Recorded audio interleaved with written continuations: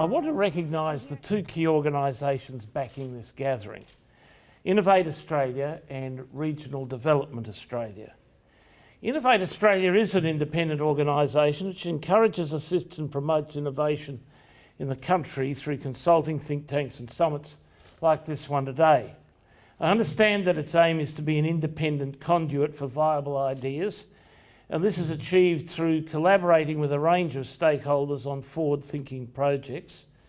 And I do thank them for helping bring us together today. We do need thought leadership.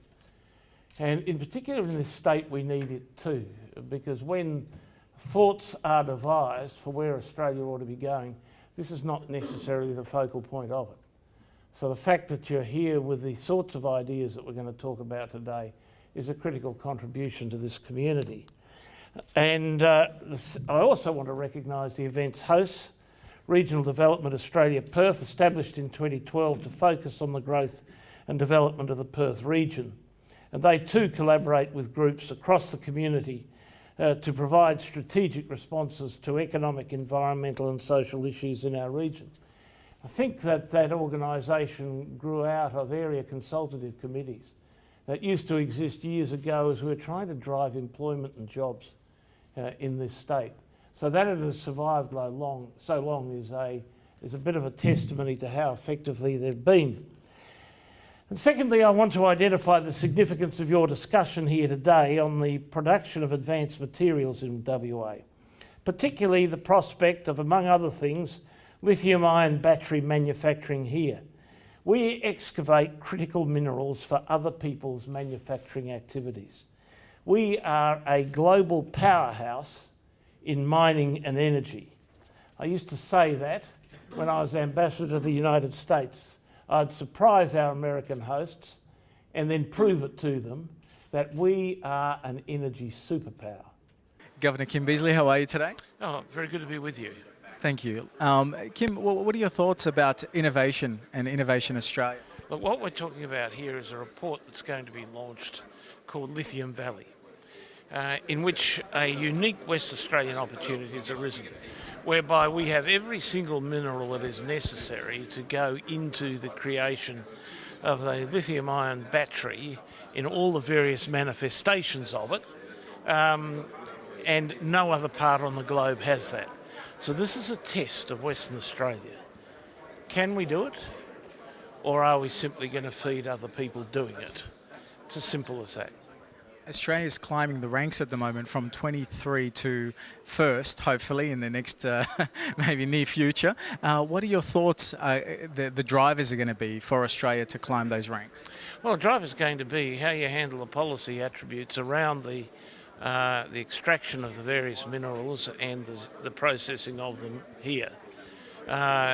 If this is to succeed, we're going to have to be different. If we don't succeed in being different, we'll miss the fourth industrial revolution at the point at which we are likely to be most successful.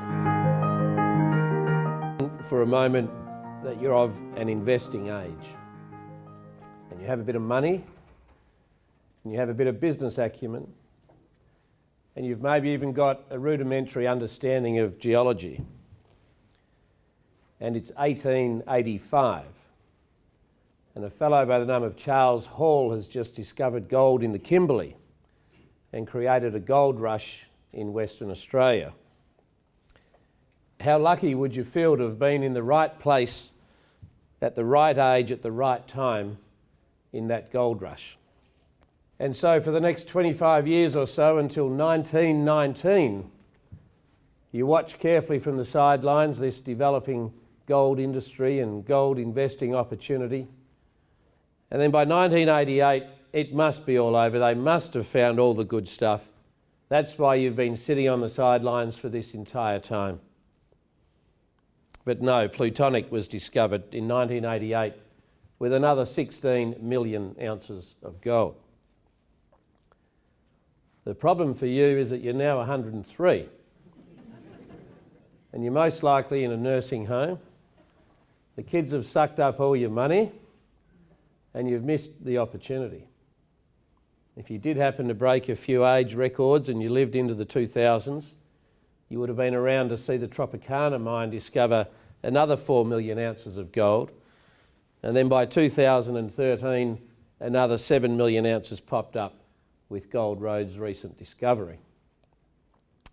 So fast forward to today, and thank your lucky stars that history is repeating itself. But this time the commodity is not gold, it is lithium.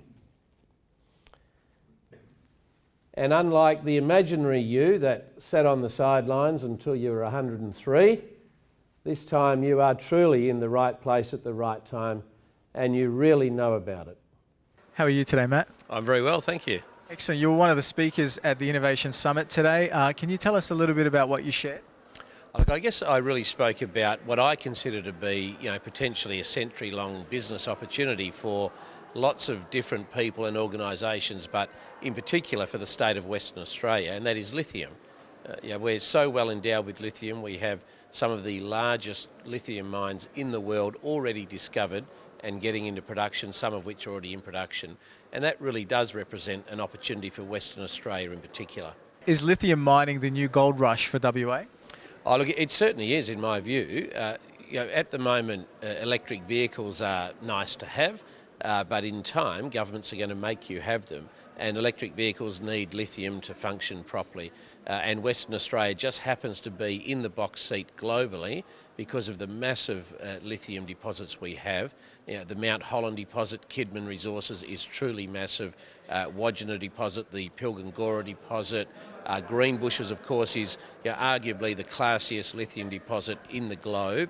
And there are others, Galaxy Resources and others in Western Australia. We're right at the start of the lithium industry now. If we get the settings right, we can create a lithium downstream industry.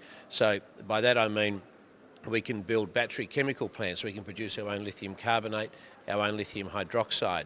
We can produce battery electrolyte solutions. We can produce battery cathodes and anodes and all of that technological stuff that comes along with lithium when we go downstream. The illegal miners have a relatively crude way of doing with it, and this is what it looks like. Okay, you basically dig a 1.8 meter diameter hole, you put it down about 3 meters deep, you pour aluminum sulfide on all the land around it, which kills the trees, the grass, and everything else. All right, and you allow that fluid to leach through into the pit. You then collect that fluid and you take it to an aggregator. Okay, the aggregator buys the fluid from you, okay, cleans it up a little bit because you imagine you're not getting 5 nines out of this stuff, okay, and they give you cash money, no invoice.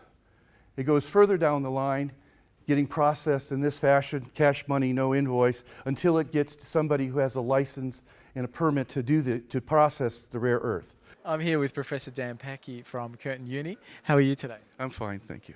Excellent. We heard your great talk up there on stage at the summit. What would you like to share with our audience with regards to rare earths?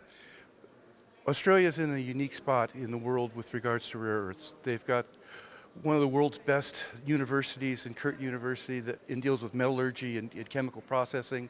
We have one of the few rare earth deposits that are mineable and usable and marketable. We have the second largest largest rare earth deposits of a currently producible mine. Okay, so we have a unique opportunity to develop a mine to metal process in Australia, in Western Australia in particular, that would provide the base material for technological development, increases in industry in ways that it's hard to imagine. What do we need to make that happen and come to fruition in our future? Is it about businesses stepping up, or is it about governments allowing those businesses to take hold of this opportunity? It's going to take a cooperative effort. We're going to have to show, first off, that the businesses and the industry in it have to show an interest in it. They're going to have to cooperate with us because we're going to ultimately need the raw material in the ores. Okay? Universities are going to have to be part of it because they're going to be the ones that develop the metallurgical processes, such as that's in Western Australia School of Mines, that allow us to take it from the ore through the processing process to the metal itself. We're going to need help in how you actually industrialize that process. CSIRO is familiar with that. We have a government that's willing to look for new industries in Mira. And so it's just the simple combining of it, bringing it all together, and then envisioning that this is really an opportunity that we want to move forward on.